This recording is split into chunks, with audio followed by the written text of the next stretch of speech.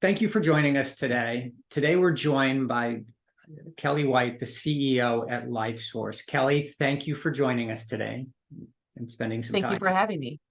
We appreciate it.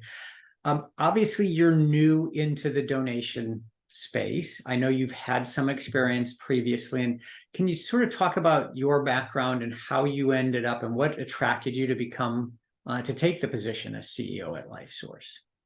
Absolutely. Thanks for the question, Steve. I got into donation early on into my career. So I am a critical care nurse by background and really started to get introduced to LifeSource probably within 6 months of my clinical career. Certainly on the opposite end. So that was the time where I was taking care of donors and their families and got to see LifeSource and that process and how they really gave hope back to families in such a tragic time. And I knew that we were helping recipients on the other end.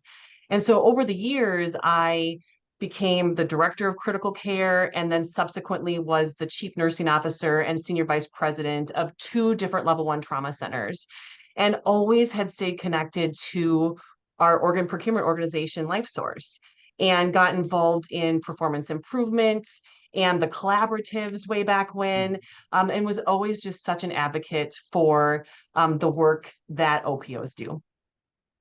That's great, and it's great to have you and to have somebody who's been on the other side. I mean, you're at the beginning of this whole process, so I'm sure you bring a great perspective, and having been involved other ways. So. Yeah, it's been a great transition because I do think coming from the hospital world and Mhm. in one of my former lives, I also had a kidney only transplant program that reported up through me.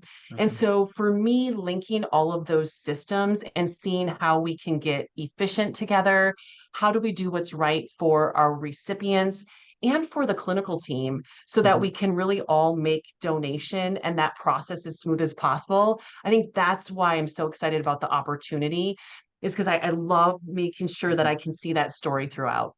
And that's great.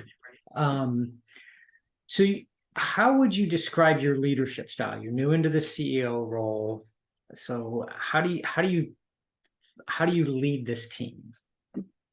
Yeah.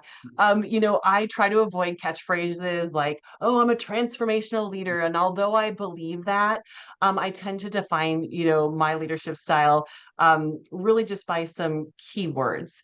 I'm a collaborator, right? I love innovation and coming together as a team and really listening to the expertise of those around me and weaving in innovation or things that I might see from a different lens, especially with the background that I bring.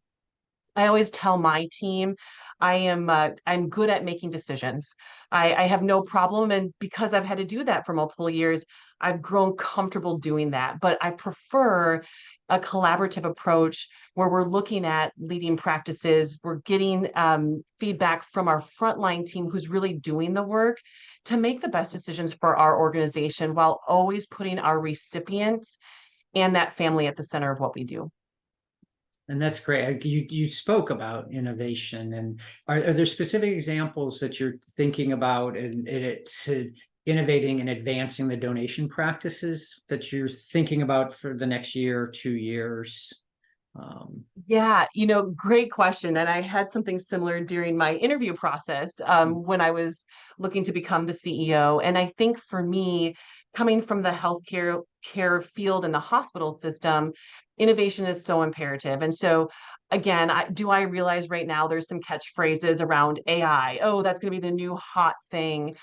Yes, and I think there's some great ways we can introduce I think there's also some great ways. What I saw from the hospital side and what I see now within LifeSource is how do we do better integration with our EMR systems? Mhm. How could we do further enhancements? I know a lot of organizations are working around electronic referrals, but I'm also thinking about how our process is so unique and critical, yet on the hospital side, we might be 150 on their list of things that they have to do. So how are we making it more efficient, using innovation, working in different ways so that we're still all coming together and getting the end result? but doing it maybe in a different way so that we're becoming more efficient. I think the other thing too is looking at our quality structures, right? Looking at how do we benchmark from an innovation perspective. When we're talking about our CMS tiering system, I came from a CMS star rating world. I came from different regulatory and payment structures. And I think figuring out how we could link those or do it differently to recommend to CMS, I'm hoping I will be able to bring some skill and experience to that as well. And that outside perspective is important. I mean, you, as you said, you came out of the critical care world, the hospital world, so you have a slightly different take and a slightly different lens on this. So, what strategies do you have in mind to increase public awareness and support for organ donation? You became aware of it early in your career, obviously, through the direct connection, but speak about anything in the public side. Yeah, absolutely. So, I jokingly, but not jokingly say, from a media perspective, we have to be really thoughtful moving forward around where our population is at and how they're digesting and getting their information, right? And so, jokingly, not jokingly, I look at my 15-year-old twins and where do they get the majority of their source of information? TikTok, right? And so that sounds so simple and a little bit silly, but those are some of the media platforms beyond our traditional. Let's get news stories. Let's make sure we're out in our communities. Let's make sure we're out in our communities that are diverse, that really we see a lower conversion and authorization rate in. I think we have to do it broader as a community. And, how do we use those platforms to our advantage? Yeah. Meeting the generation, or meeting people where they are and where they're consuming Absolutely. media. I It think has that's changed. imperative. Yeah, and it's a challenge, absolutely, because we only have finite amount of time and finite amount of resources to be able to do that. And I know right now we're really competing against some of that negative narrative. So we're focused so much on that versus we're also trying to do the awareness, but our resources get shifted sometimes. Yeah. No, I think that's a great perspective and a great way of looking at how do we broaden that and broaden our outreach. What's the best advice you've ever received, and who gave it to you? Oh, can I give you two? Yeah. Um, my first one was from my dad. So my dad was so important in my life. He actually died pretty young of Lou Gehrig's and was an eye donor. So that's another reason why donation is so important to me. But early on, he said, Kelly, always ask. The worst thing people can typically say to you is no. And are you worse off than before? And I've used that over and over in my career, even when you're nervous about asking things, whether you're going to CMS, whether you're going to FDA, whoever you're talking to, right? The worst thing they're going to tell you is no, you're going to be disappointed. You got to figure out how to move on and then innovate. The other thing I was told early on in my leadership career is, Kelly, sometimes you wait for perfection, right? And so you're better off trying something and innovating and adjusting as you go than never doing anything at all. So, although we in leadership, especially, are all about perfection and don't do anything until you get something right now, we've just got to jump in. We've got to go, we've got to try. And you know what? If we fall down, we're going to get right back up and try something a little bit different. Now, two great pieces of advice there. I mean, the 100% of the time, if you don't ask, the answer is no. So, Right. Right. uh, You're no worse off. You're no worse yeah, off. yeah, and you're right. We have to innovate, and what is it? Fail fast, Fail and fast. and move on. Right. Um, so shifting gears just ever so slightly. So obviously you're stepping in a high stress role, you mentioned the tears, you mentioned everybody's focused on that. So what do you do to relax when you leave work at the end of the day?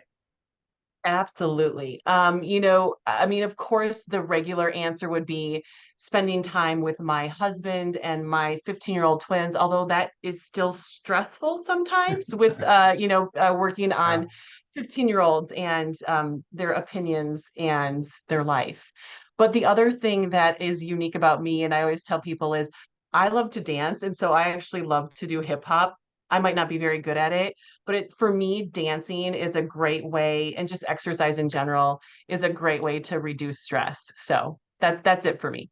That's great. That's a great stress reliever. And you're right. I'm not sure dealing with 15-year-olds I is any know, less stressful than your day job. right? Yeah. Right. And, again, and not even just dance, but, I love to work out and lift and all those pieces. I think we all know as leaders, sometimes that goes in the back burner. So it's Mhm. constantly working on.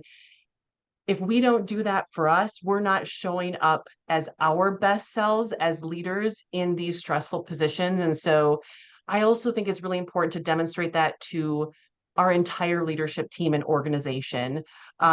Life matters, life is short. We've got to have fun, but we've got a really stressful job to also complete. That's great perspective and great perspective for your team. As we close up, is there anything else you would like to share with your OPO colleagues? I am really excited to collaborate, learn from them. Thank you for those that have already. I bombard them with questions as I'm on a pretty steep learning curve, right? I mean, Mhm. certainly I come with a different perspective and have learned so much over the years in really big level one trauma systems.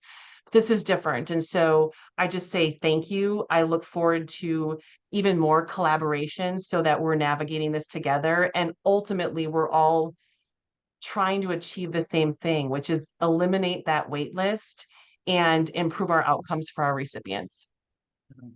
That's great. And it is a truly collaborative community. So It it's it amazing. It's really amazing. is. I would say hospitals were collaborative, but they were always a little bit secretive in, oh yeah, we're building this different care process, but we might not be willing to share. And here, it's all about, that's not the secret sauce, if you will, to our success as OPOs.